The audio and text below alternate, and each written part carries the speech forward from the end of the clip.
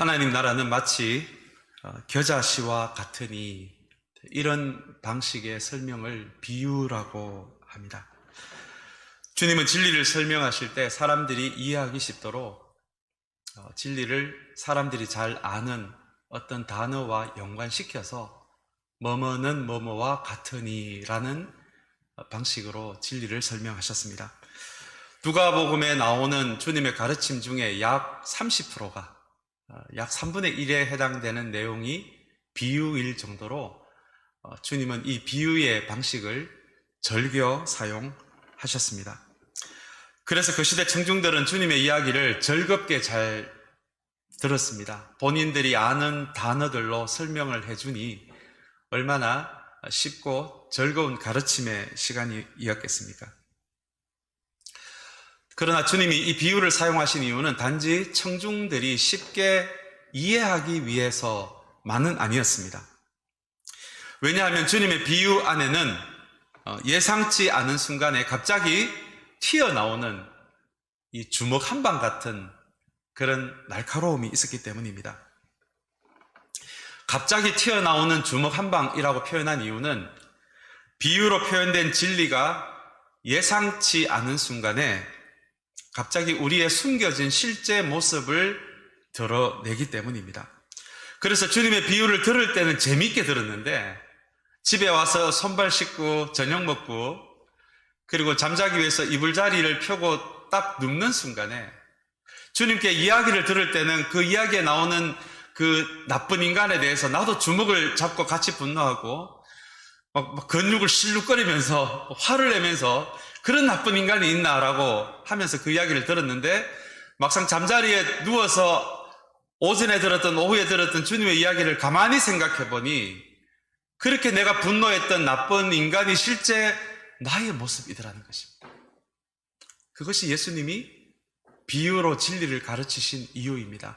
쉽게 진리를 전달할 목적뿐만 아니라 그 쉬운 이야기가 갑자기 빙빙 돌아서 어느 날 나의 실제적인 모습을 마치 예상치 못한 주먹 한 방을 툭 치는 방식으로 그것을 드러내기 때문에 그렇습니다. 그러나 여러분, 진리가 우리의 실제 모습을 드러내는 것은 불편할 수 있지만 진리가 우리의 실제 모습을 드러낼 때 우리가 살 수가 있습니다. 오늘 우리에게 너무나 익숙한 이 탕자 비유를 함께 나누기를 원하는데요. 다시 한번 오늘 이 시간을 통해서 이야기로 들려진 주님의 이 비유의 말씀이 우리에게 즐겁게 들려질 뿐만 아니라 이 이야기 안에 주님이 진리를 통해서 우리의 숨은 모습을 드러내는 그 숨겨진 주먹 한 방을 우리가 즐겁게 좀 맞을 수 있는 이 시간이 될 수 있게 되기를 주님의 이름으로 축복합니다. 오늘 본문이 기록된 누가복음 15장은 굉장히 독특합니다. 15장 전체가 잃어버린 이야기만 나옵니다. 앞부분에 보시면 잃어버린 양 이야기가 나오고요. 잃어버린 동전 이야기가 나옵니다. 그리고 15장 후반부에 해당되는 우리가 오늘 읽은 이 20절의 말씀에서는 잃어버린 아들에 대한 이야기가 나옵니다. 누가는 어떤 의도로 이 누가복음 15장에 잃어버린 것들에 대한 이야기를 이렇게 한 장 전체를 사용해서 우리에게 이야기를 하고 있을까요? 누가가 이 이야기를, 이 세 가지 잃어버린 이야기를 통해서 우리에게 들려주고자 하는 이야기는 하나님 나라의 계산법입니다. 우리가 살아가는 세상에서의 일반적인 계산법의 원칙은 수익과 효율성입니다. 여러분, 이게 나쁜 것이 아닙니다. 우리가 이 땅을 살아가면서 하는 모든 비즈니스의 계산의 원칙입니다. 누가 손해를 보기 위해 잠사를 하겠습니까? 누가 비효율적인 그런 비즈니스를 하기를 원하겠습니까? 일반적으로 이 세상을 움직이는 상식적인 계산의 법칙은 수익과 효율성입니다. 그러나 누가복음 15장은 또 다른 계산법을 우리에게 소개하고 있는데 이것이 하나님 나라의 계산법입니다. 먼저 앞에 나온 잃어버린 양의 이야기를 간단히 소개하면 이렇습니다. 잘 아시는 이야기일 거예요. 들판에서 양 한 마리가 없어졌는데 그 목자가 99마리를 들판에 남겨두고 한 마리를 찾으러 그 자리를 떠나는 이야기가 우리가 잘 아는 잃어버린 양 이야기입니다. 그런데 여러분, 보통 우리의 계산법으로는 한 마리보다는 99마리를 지키는 게 맞지 않습니까? 만약에 이 한 마리를 찾으러 갔다가 늑대가 나타나서 이 99마리를 해야 한다면 우리가 계산해 보자면 아마 이것이 훨씬 더 손해보는 방식일 것입니다. 그런데 누가복음 15장에 나오는 그 목자는 99마리를 들판에 놔두고 잃어버린 양 한 마리를 찾아서 떠나는 모습을 그리고 있습니다. 그리고는 잃어버린 양 한 마리를 찾았다고 파티를 벌리는 모습이 나옵니다. 아마 그 파티 비용도 잃어버린 양 한 마리의 비용을 넘어서는 비용이었을 것입니다. 이 이야기에 어디를 봐도 수익의 관점이 없습니다. 효율성의 관점이 없습니다. 그냥 잃어버린 양 한 마리를 찾은 것에 대한 사랑의 낭비만 있을 뿐입니다. 사랑하는 여러분, 이것이 하나님 나라의 계산법입니다. 하나님 나라는 수익을 따지지 않고 효율을 따지지 않는 나라입니다. 오히려 한 사람을 위해서, 한 영혼을 위해서 공동체 전체가 사랑의 수고를 할 수가 있고 사랑의 희생을 할 수도 있는 나라가, 여러분, 그것이 하나님 나라입니다. 그것이 하나님 나라의 계산법입니다. 한 명 한 명 주님이 십자가에서 죽음을 대가로 살리신 영혼입니다. 그러니 한 영혼의 무게가 얼마나 무거운 무게이겠습니까? 목숨을 걸어놓고 구원한 영혼들이기 때문에 그렇습니다. 사랑하는 여러분, 실제 수익과 효율성이 굉장히 중요한 계산법이지만 특별히 하나님 나라를 이야기하는 우리 교회 공동체는 더하기 빼기를 해서는 안 되는 교회예요. 저 사람이 없어졌으니 또 다른 사람이 채우면 되지, 이거는 더하기 빼기 계산법이거든요. 그런 계산이 있는 우리 공동체가 아니라, 사랑하는 여러분, 다시 한번 오늘 잃어버린 양을 찾은 이 목자처럼 한 영혼을 위해서, 한 사람을 위해서 공동체 전체가 손해를 볼 수도 있고 공동체 전체가 사랑의 희생도 할 수 있는 그런 우리 공동체가 되기를 주님의 이름으로 축복합니다. 이것이 누가복음 15장에서 누가가 잃어버린 것들을 이야기하는 하나님 나라의 계산법입니다. 오늘 본문은 탕자 이야기입니다. 교회 다니지 않는 사람들도 아는 이야기입니다. 그래서 주인공이 탕자처럼 보입니다. 그러나 이 이야기에는 주인공이 2명 더 있습니다. 여러분들 잘 아시는 대로 아버지가 등장하고요, 큰아들이 등장합니다. 그래서 주인공을 탕자로만 잡기에는 이 아버지의 비중과 이 큰아들의 비중이 적지가 않습니다. 그래서 오늘 설교 제목도 한쪽이 섭섭하지 않게 아버지와 2 아들 이야기, 이렇게 3명을 다 등장하는 인물로 그렇게 제목을 잡아봤습니다. 오늘 이야기는 이 둘째 아들이 자기 몫의 유산을 나누어 달라라는 이 버릇없는 요구로 시작이 됩니다. 사실 그 시대 법으로는 아버지가 살아있을 때 유산을 미리 줄 수가 있었습니다. 그때는 단지 아버지가 원했을 때 아버지의 판단으로 그렇게 할 수는 있었던 시대였습니다. 그러나 자식이 먼저 요구하는 것은 결코 상식적인 일이 아니었습니다. 아마 이 대목에서 예수님의 이 탕자 비유를 듣는 사람들이 다 주먹을 불끈 쥐었을 것 같아요. 이런 버릇없는 자식이. 왜냐하면 누군가가 자신의 부모가 살아있을 때 자식이 유산을 요구하는 것은 마치 부모의 면전에서 아버지, 어머니가 죽었으면 좋겠다라는 말과 같은 의미이기 때문에 그렇습니다. 그런데 12절을 보시면 이 아버지가 이 버릇없는 이 둘째 아들의 요구에 단 한마디의 꾸중도 없이 묵묵히 둘째의 몫의 유산을 내어주는 아버지의 모습이 나옵니다. 제가 이 본문을 묵상하면서 그런 생각을 해봤습니다. 제가 만약에 아버지의 입장이었다면 저의 2 아들이 저에게는 이렇게 나누어 줄 수 있는 유산도 많이 없습니다만 유산을 요구했다면 나는 어떻게 했을까? 아마 제가 우리 어르신들 하는 표현으로 아마 그 녀석의 2 다리 몽둥이를 그냥 부러뜨려든지 아니면 그냥 족보에서 아마 빼내 버리든지 아마 그렇게 했을 것 같습니다. 오늘 본문에는 그 둘째 아들의 요구에 단 한마디의 싫은 말도 하지 않는 아버지의 모습이지만 그 시대 아버지에게 유산을 요구하는 것이 아버지가 죽었으면 좋겠다라는 그런 의미라면 아마 굉장히 아버지의 마음이 아팠을 것 같습니다. 사랑하는 여러분, 이 대목에서 우리는 성경이 이야기하는 탕자가 어떤 사람인지를 조금 가늠해 볼 수 있을 것 같습니다. 탕자라는 단어가 떠올리는 단어는 무절제한 낭비, 중독, 욕망대로 살아가는 것, 아마 이런 의미들이 우리에게 떠오를 것 같습니다. 그래서 성경에 나오는 이 탕자 이야기를 들을 때 아마 우리 대부분은 나와는 다른 사람의 이야기, 성경시대에 살았던 정말 버릇없는 그 자녀 이야기로만 우리가 듣기도 합니다.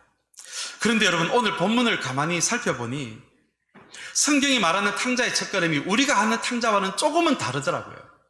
후에 이 둘째에게 그런 모습이 나오지만 오늘 우리가 방금 읽은 이 부분의 말씀에서 이야기하는, 성경이 이야기하는 탕자는 아버지 그분 자체보다 아버지가 줄 수 있는 것에 더 마음을 쓰기 시작할 때, 아버지 그 자체보다 아버지가 줄 수 있는 그것에 우리의 관심이 더 가기를 시작할 때, 여러분, 이게 성경이 이야기하는 탕자의 시작이더라고요.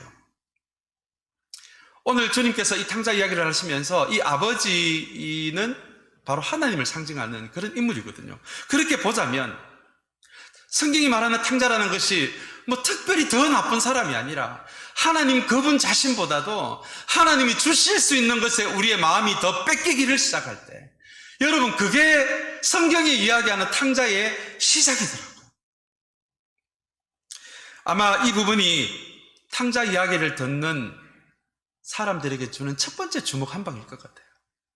들을 때는 몰랐는데 집에 와서 이부자리 깔고 잠을 자려고 하다 보니까 내가 낮에 주먹을 부르르 떨면서 들었던 그 탕자 이야기를 가만히 생각해 보니까, 아, 나도 하나님 그분 자신을 구하기보다 하나님이 줄 수 있는 복을 구할 때가 얼마나 많았을까, 그 탕자가 바로 나였구나라는 그런 첫 번째 주먹 한 방에 해당되는 말씀이 바로 이 앞부분의 말씀입니다. 사랑하는 여러분, 구약의 다윗이 사용한 굉장히 아름다운 표현이 많은데 그 중에 하나가 제가 가장 좋아하는 표현 중에 하나입니다. 하나님의 얼굴을 구한다는 표현이 있습니다. 이것은 하나님 그분 자체의 동행을 구한다라는 의미입니다. 내 인생에 주님이 그저 동행하시는 그것만으로 충분합니다. 이게 하나님의 얼굴을 구한다는 표현이거든요. 그러나 우리는 참 이 힘든 이민자 생활을 살아가다 보니까 우리 급할 때도 얼마나 많고 위기를 당할 때도 얼마나 많습니까? 그러다 보니 주님의 얼굴을 구하기보다 주님이 무엇인가를 줄 수 있는 주님의 손을 구할 때가 얼마나 많습니까? 그러나 다윗이 그 다윗의 전체 인생을 돌아보니까 결국 내 인생에 힘이 되고 내 인생을 붙들어 주는 것은 하나님이 주신 복이 아니라 하나님 그분 자신이라는 것을 이 다윗은 깨닫게 되었거든요. 자신의 평생의 경험의 그 결과의 고백이 하나님의 얼굴을 구한다. 우리가 어떤 환경에 있어도 어떤 위기에 있어도 하나님이 우리와 동행하시는 것이, 여러분, 그것이 가장 큰 힘이 아니겠습니까? 우리 하루 한 번 말씀 묵상에 우리 이틀 전에 말씀이 46장의 말씀이었습니다. 고라 자손이 이렇게 고백하잖아요. 하나님이 나의 피난처가 되시고 나의 힘이 되시고 나의 큰 도움이 되신다라고 고백하잖아요. 피난처만 되신다라고 고백했으면 우리가 위기가 있을 때 그저 피하는 존재이지만 이 고라 자손들이 경험한 하나님은 우리의 힘이 되고 또 우리가 위기를 당했을 때 우리의 큰 도움이 된다라고 고백합니다. 이 이야기는 하나님 우리의 피난처가 될 뿐만 아니라 우리의 그 위기를 돌파해 나가는 영적 돌파력의 근원이 되신다는 말씀이거든요. 그래서 고라 자손과 이 다윗의 고백이 하나님이 주신 복도 너무너무 귀하고 소중하지만, 그러나 우리의 인생에서 하나님 그 자체를 구하는, 하나님의 얼굴을 구하는 사람이 되겠다라는 것이, 여러분, 그것이 고라 자손의 고백이고 다윗의 고백입니다. 오늘 이 탕자의 이야기는 먼저 우리가 하나님의 손만을 보기를 시작할 때, 하나님의 얼굴이 아니라 하나님의 손만 쳐다보는 사람이 될 때, 그것이 탕자의 첫걸음이 될 수도 있다는 것을 우리에게 경고해주는 말씀이 오늘 앞부분의 말씀입니다. 둘째 아들은 자신의 몫을 가지고 아버지를 떠나서 어디로 그렇게 가고 싶었을까요? 어디로 그렇게 가고 싶어서 살아있는 아버지에게 유산까지 요구를 했을까요? 13절을 함께 보기를 원합니다. 13절에 보시면 며칠 뒤에 작은 아들은 제 것을 다 챙겨서 먼 지방으로 가서 거기서 방탕하게 살면서 그 재산을 낭비하였다라고 이야기합니다. 우리 세 번역에는 먼 지방으로 되어 있는데 우리 개역개정과 개역 한글에는 먼 나라로 되어 있습니다. 이곳은 어디일까요? 아마 먼 나라라고 하니까 우리에게는 비행기를 타야 갈 수 있는 거리 정도를 아마 우리가 생각할 것 같은데 아마 그곳일 수도 있을 것 같습니다. 그러나 주님이 이야기를 비유로 들려주셨을 때 이 먼 나라의 의미는 하나님이 없는 나라입니다. 아버지가 없는 곳입니다. 아들을 지켜보는 아버지의 시선이 없는 곳입니다. 우리의 시선을, 우리를 쳐다보시는, 우리를 바라보시는 하나님의 시선이 없는 곳입니다. 아버지와의 모든 관계가 끊어진 곳입니다. 둘째 아들은 아버지와 오랫동안 같이 있다 보니 아버지 안에 있는 이 자유가 지겨워졌거든요. 그래서 둘째 아들의 생각에는 아버지가 없는 곳에 간다면 진짜 나를 발견할 수 있지 않을까? 진짜 내가 될 수 있지 않을까? 진짜 하나님이 없는, 아버지가 없는 곳에 가야 내가 진정한 자유를 누릴 수 있지 않을까? 그래서 이 둘째 아들은 아버지가 없는 곳으로, 그곳으로 떠나게 됩니다. 그러나 여러분, 오늘 본문에 보니까 그 결과가 비참합니다.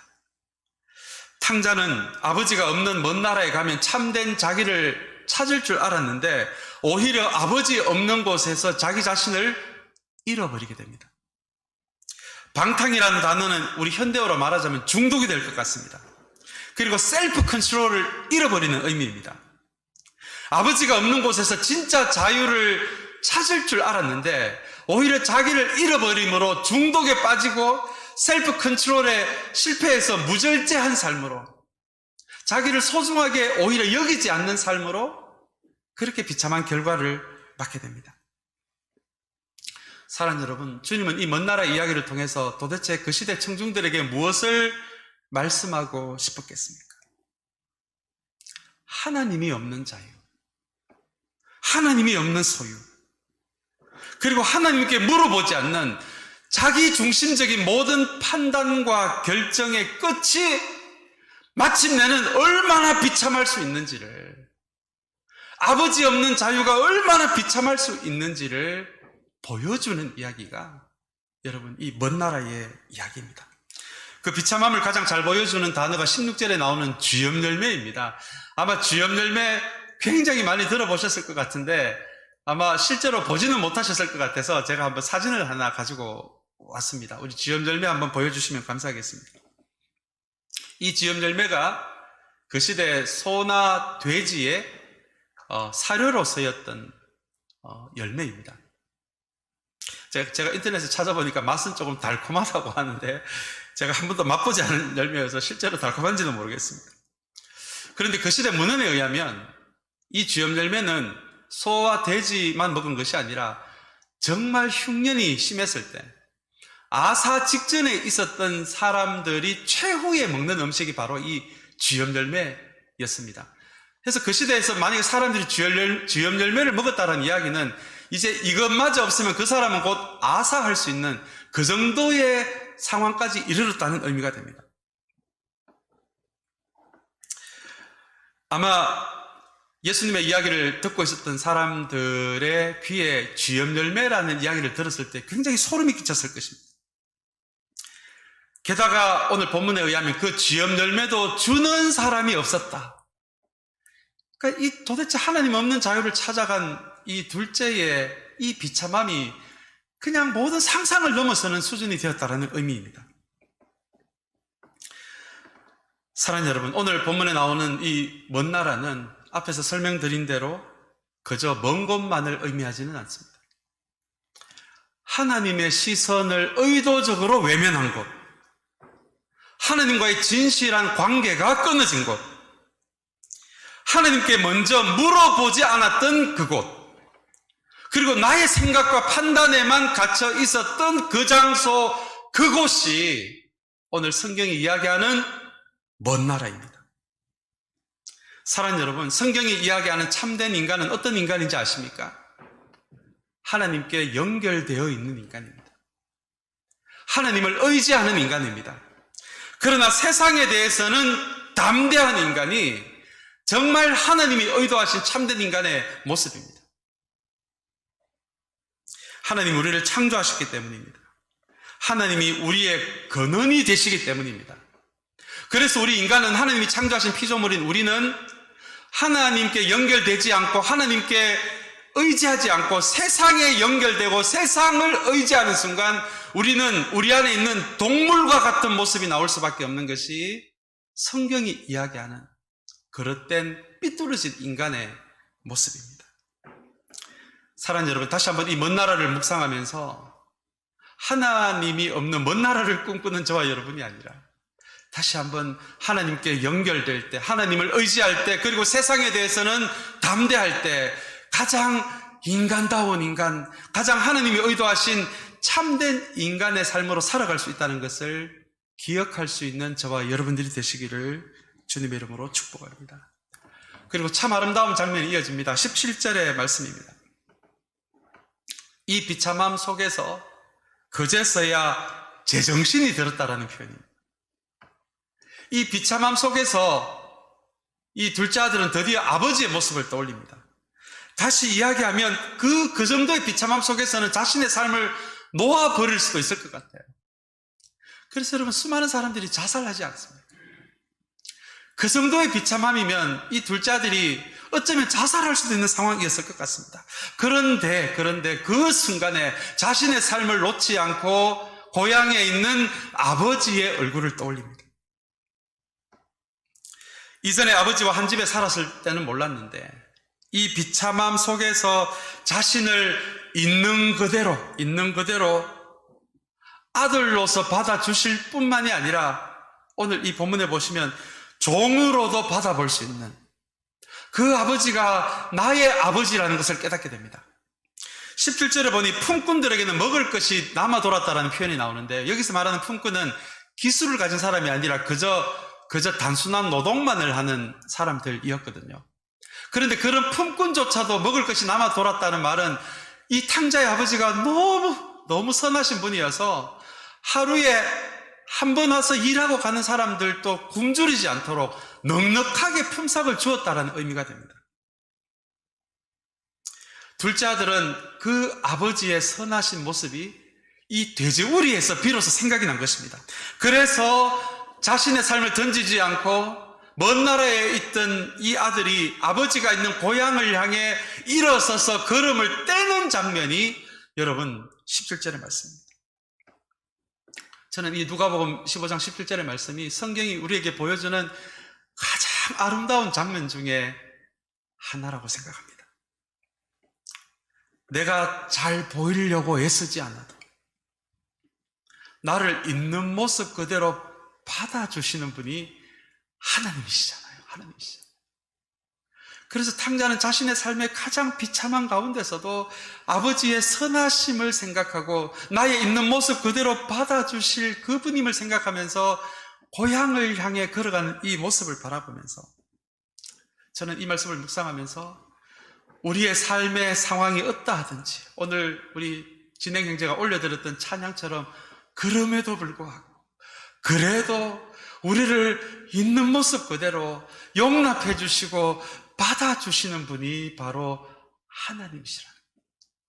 그래서 우리의 인생이 아무리 비참하고 우리의 잘못된 결정으로 인해서 부끄러운 상황에 있더라도 그 아버지를 향해서 우리를 있는 모습 그대로 받아주시는 그 아버지를 향해서 우리가 첫걸음을 떼는 것이 여러분 그 순간이 하나님을 향한 참된 신앙이 시작되는 순간이라는 것을 우리가 주님을 위해서 무엇인가 대단한 것을 하지 않아도 먼 나라에서 주님을 향해 걸어가는 첫걸음을 떼는 그 순간이 여러분 어쩌면 주님께서 가장 기다리시는 우리의 모습이라는 것을 17절은 우리에게 말해주고 있는 것입니다.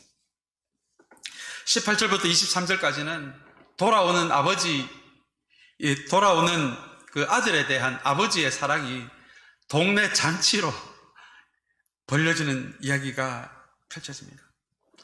앞에 잃어버린 양처럼, 또 잃어버린 동전을 찾은 여인처럼, 그 얼마 되지 않는 걸 찾았다고 해서 동네 잔치를 벌였던 것처럼 지금은 돌아오는 둘째 아들을 위해서 지금 동네 잔치를 벌리는 아버지의 모습이 23절까지 이어집니다.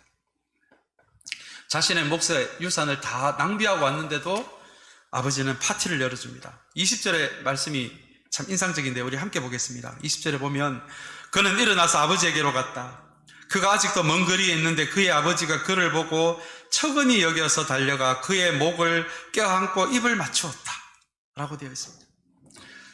여러분, 이 한 절의 말씀이 참 많은 것을 말해주고 있는데요, 여기를 보시면 아들이 아버지를 먼저 발견한 것이 아니라 아버지가 아들을 먼저 발견합니다. 이것은 아들이 떠난 그날부터 아버지가 수시로 아들이 떠난 그 길을 계속 보고 있었다는 의미가 됩니다. 여러분, 아마 예수님의 이야기를 들었던 청중이 아마 이 부분에서 아마 충격을 받았을 것 같아요. 자신들이 구약을 통해서 배운 하나님은 전능의 하나님이거든요. 무소부지한 하나님이시거든요. 그분의 말씀 한마디에 수만 명, 수십만 명의 적군들도 물리치시는 그런 힘센 하나님이시거든요. 그런데 오늘 주님이 묘사하는 이 하나님의 모습은 그런 전능하신 하나님, 힘센 하나님이 아니라 아들이 떠난 그 길을 물끄러미 계속 쳐다보고 있는 그 아들을 기다리시는 하나님이시거든요. 아마 그 시대 이스라엘 사람들이 충격을 받았을 것 같습니다. 어떻게 보면 사랑의 눈먼 하나님이세요. 사랑의 눈먼 하나님.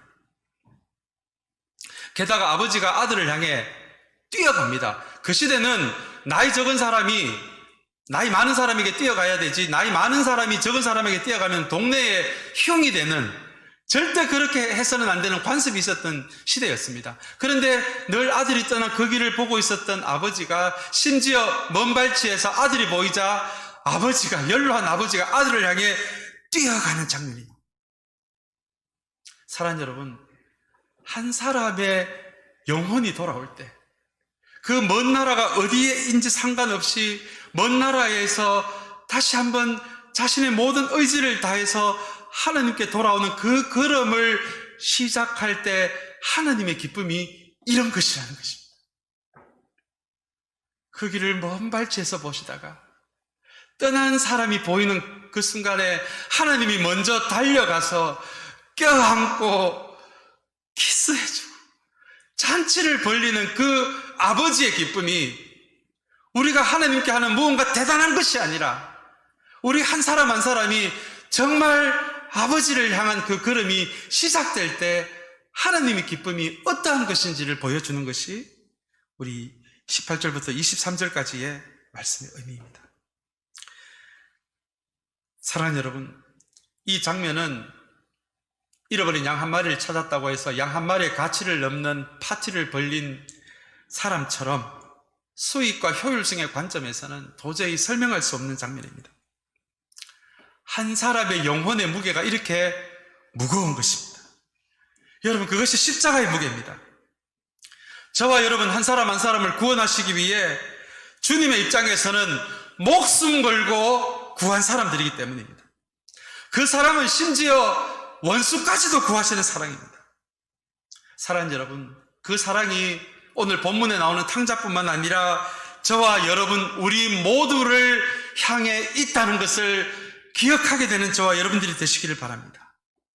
그 사랑만이 우리를 가장 인간답게 합니다. 그 사랑만이 우리를 모든 상황에서 이기게 합니다. 다시 한번 오늘 이 아버지의 기쁨을, 또 잔치를 벌리는 사랑의 낭비를 시작하는 하나님의 모습을 바라보면서 특별히 하나님이 주신 우리 선물 같은 우리 공동체, 다른 어떤 것보다도 한 사람의 영혼의 무게, 한 사람의 그 존재의 가치를 가장 소중하게 생각하는, 수익과 효율을 생각하지 않는 한 영혼의 무게를 참으로 소중하게 생각할 수 있는 우리 참사랑 교회가 되기를 주님의 이름으로 축복합니다. 마지막으로 25절에서 32절까지 이를 간단하게 정리하고 말씀을 마치겠습니다. 큰아들 이야기가 나옵니다. 헨리 나우엔이라는 영성가는 이 큰아들을 집 안의 탕자라고 부르더라고요. 아버지의 품을 떠난 그 아들도 탕자이지만, 그러나 아버지와 함께 있었지만 아버지와 온전한 사랑의 관계를 누리지 못한 이 첫째 아들을 집 안의 탕자라고 그렇게 부르더라. 29절을 함께 보겠습니다. 그러나 그는 아버지께 대답하였다. 나는 이렇게 여러 해를 두고 아버지를 섬기고 있고 아버지의 명령을 한 번도 어긴 일이 없는데 나에게는 친구들과 함께 즐기라고 염소 새끼 한 마리도 주신 일이 없습니다. 지금 잔치를 벌이고 있는 아버지를 보니까 지금 화가 이렇게 났습니다. 이 장면을 보고 헨리 나우엔은 집안의 탕자라고 이야기합니다. 아버지와 같이 있지만 섬김과 봉사를 계산하고 있기 때문에 친밀한 관계가 아니라 의무와 책임감으로만 노동을 했다라는 것을 보여줍니다. 그러다 보니 한 사람의 영혼의 무게가 아니라 자신의 노동과 자기의 동생을 비교하고 있습니다. 하나님의 잔치에 잃어버린 한 사람이 돌아온 하나님의 잔치에 함께 참여하기보다 다시 돌아온 사람의 흠을 찾기에 바쁩니다. 여러분, 성경은 그 사람을 집 안의 탕자라고 부릅니다. 그런 아버지는 큰 아들을 꾸중하지 않으시고 잔치에 함께 하자고 설득하십니다. 아버지의 사랑은 집 안의 탕자나 집 밖의 탕자나 구분 없이 동일한 무게로 그 사랑이 향해 있기 때문에 그렇습니다. 사랑하는 여러분, 오늘 다시 한번 이 탕자 이야기를, 이 익숙한 탕자 이야기를 대하면서 오늘 저와 여러분들에게 또 우리 공동체에 주는 하나님의 주먹 한 방은 무엇입니까?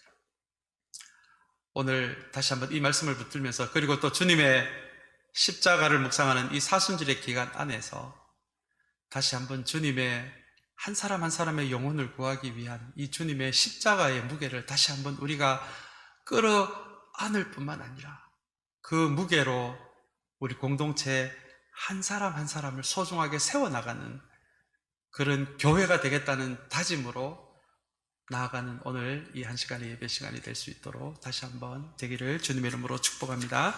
우리 기도하겠습니다.